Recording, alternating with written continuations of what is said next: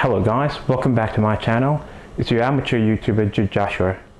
So with Canada being one of the top destinations for skilled immigrant and international student, the question for today is, can you convert your international foreign license to a Canadian license without actually doing the knowledge and driver's test? I'll let you know right after the break.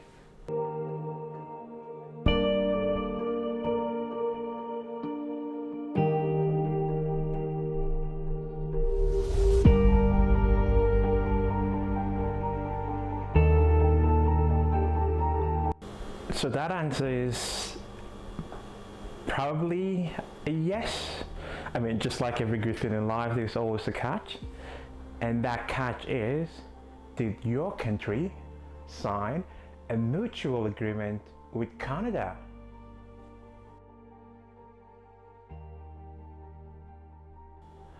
So Canada has signed mutual reciprocal agreement with some countries. Now, depending on the province, that list may vary, but there are roughly around 12 to about 15 countries. Well, I'll be showing some of those on the screen, but feel free to go to that region where you're moving to in Canada and have a look and see countries that are supported.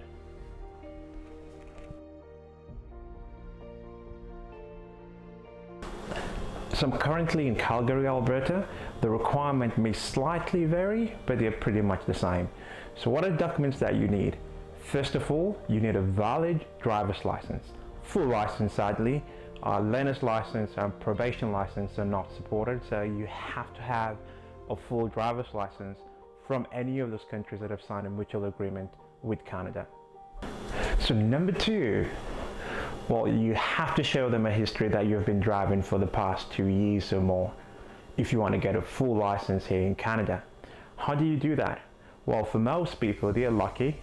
Their license actually has a date of first issue, while for some other people, your driver's license may not contain this information.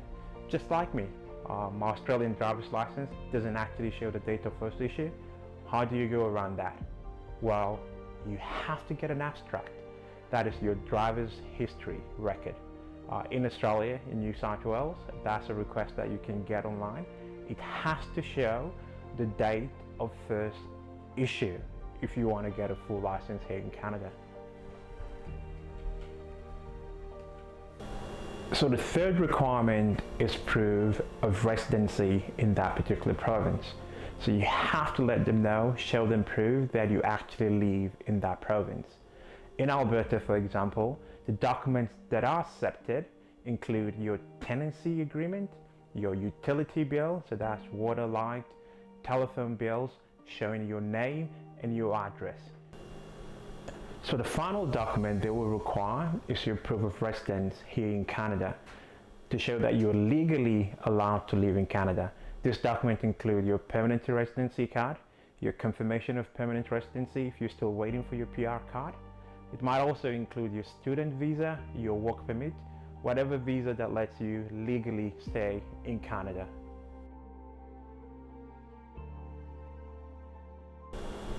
So the final cost may vary by province, but here in Alberta, for the first application, that is going to cost you between 90 to 95 Canadian dollars, and that is going to be for 5 years, right? That's all they do, so 5 years license that you can pay for. Well, you have to check if your country has signed a mutual agreement with Canada. If that is yes, tick. Get all the requirements that you need, tick. Find the nearest registry office around you, go over there. The process is pretty simple. It takes about 10 to 15 minutes.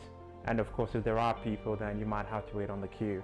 Now, be mindful too as well that for a lot of the people working in the registry office, converting foreign license to Canadian license is something that they don't do from a day-to-day perspective.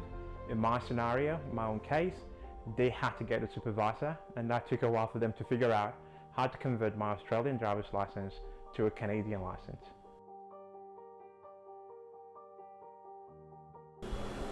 Now be sure you provide the right mailing address, because your license will be posted to your mailing address. Now the question is, what do you do after you've submitted your license to the Canadian Registry office? You'll be provided an interim driver's license that let you drive in Canada for a month pending when your official driver's license will be posted to your home address. Now it takes about 2 to 4 weeks to get your license. For me, I waited for 2 weeks and it arrived in the mailbox. Now also remember to make photocopies of your license, and that is because they will not return your foreign license back to you. That will be kept by the Canadian government forever.